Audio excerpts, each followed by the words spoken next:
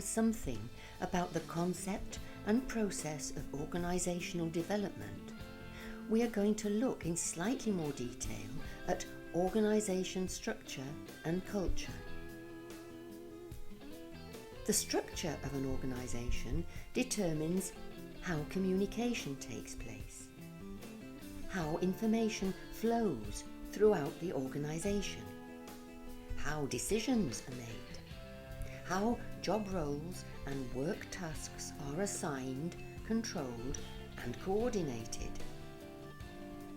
Traditionally, most organisations were built to be functional and hierarchical.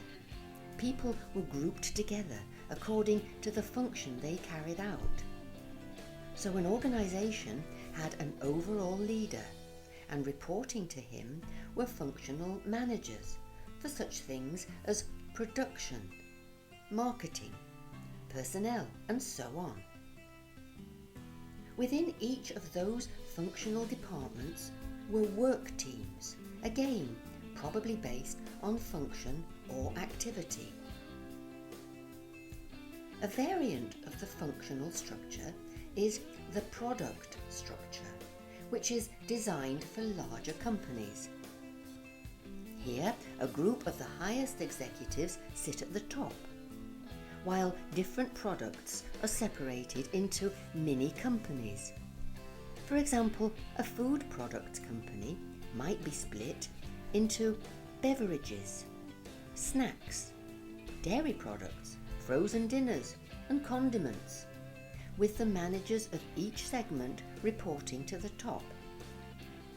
In this case, it probably doesn't matter too much if the right hand fails to talk to the left, since products don't depend directly on each other. The main types of business structure are hierarchical or tall structures. This means that the business is organised in layers, with the higher layers having more authority than those below them. The advantage of a tall structure is that every role is clearly defined. Decisions can be made quickly by those at the top of the organisation, but communication may be slower as the message has to pass through all the layers. Horizontal or flat structures. Here there are fewer layers and more people in each layer. Decision making may need to take account of several groups within a layer. However, communication is usually more effective. Flat structures often work well with skilled and motivated workers. Matrix structures. Sometimes the business needs to use people with a variety of skills who are drawn from many parts or functional areas of the business, such as marketing, operations, finance, and human resources. These can be organised into teams to complete projects. Organisations were built as hierarchies often because there was a limit to how fast information could flow from one part of the organisation to another, and therefore decisions had to be made where the information was. Technology has, of course, transformed this aspect of information flow. Information can be made available wherever it is needed. It is thus possible to have less centralised structures with effective decision making, and designing an organisation structure becomes a matter of preference rather than necessity. We can design structures with fewer levels, yet still have information where it is needed for effective decision making. The factors that should be borne in mind when designing or refining the structure of an organisation are the preferred leadership style of the management team. If the management team are essentially autocrats, they will function better in a highly centralised, hierarchical structure, the nature of the business. If the business is large, there may be some obvious potential subdivisions, geographic areas, different products or product groups, etc.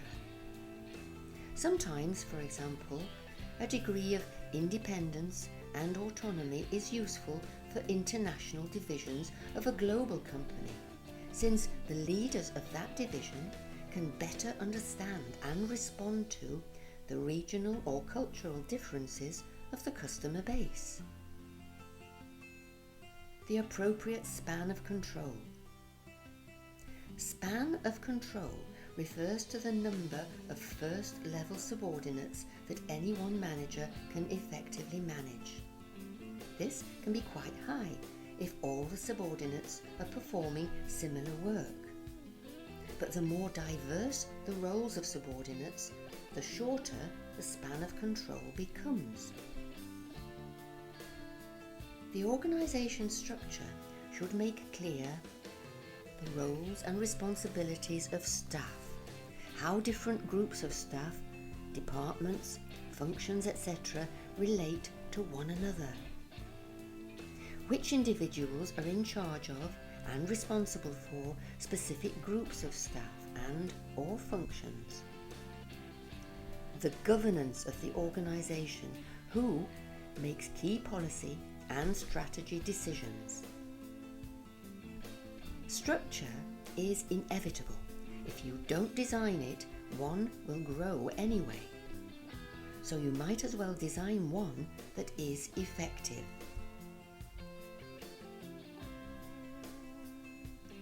Now, let's take a look at organisational culture.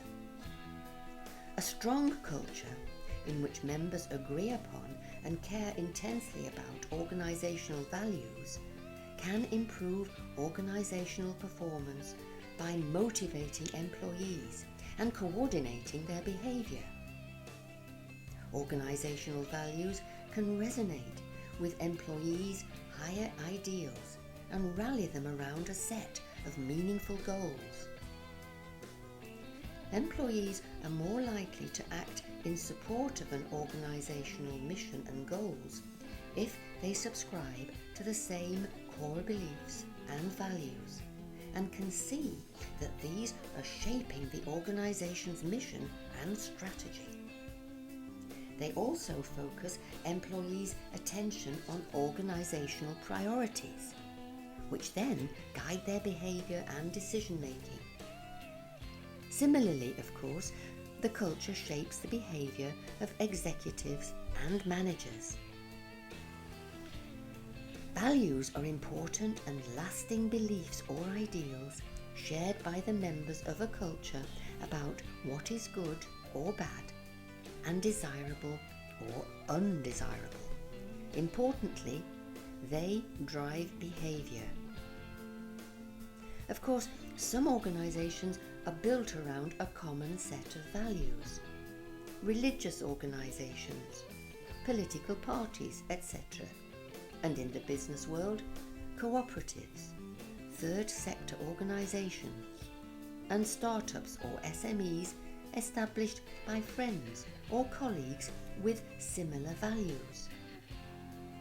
As such businesses grow, the owners or executives often seek out people with similar values to extend the team while maintaining the set of core values.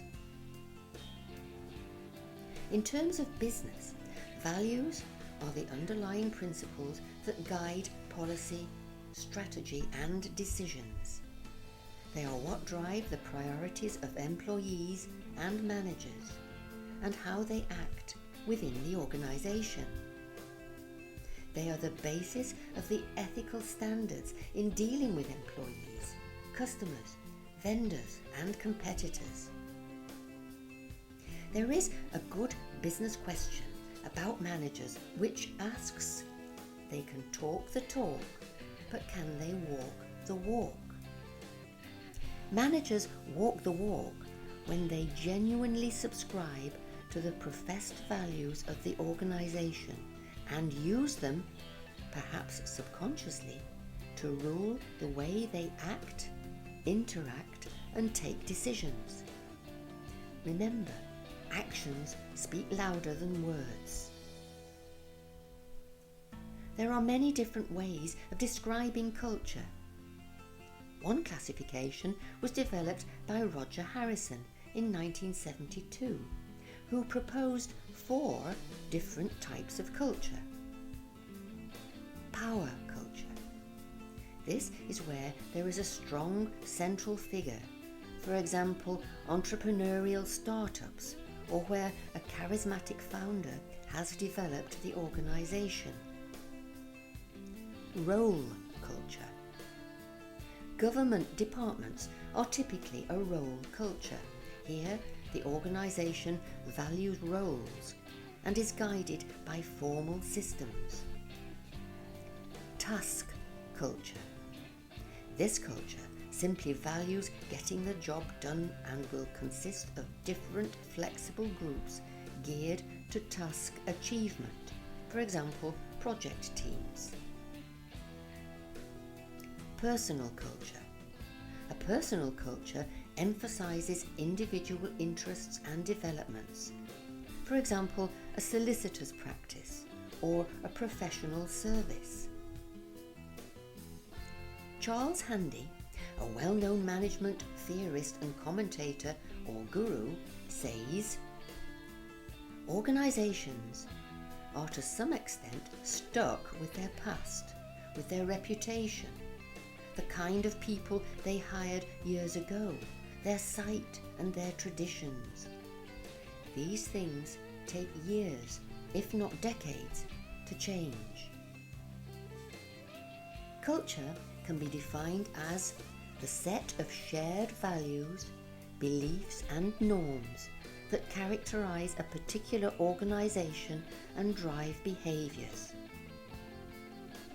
Organization culture thus has a major effect on the performance and productivity of the organization and should be carefully monitored and managed.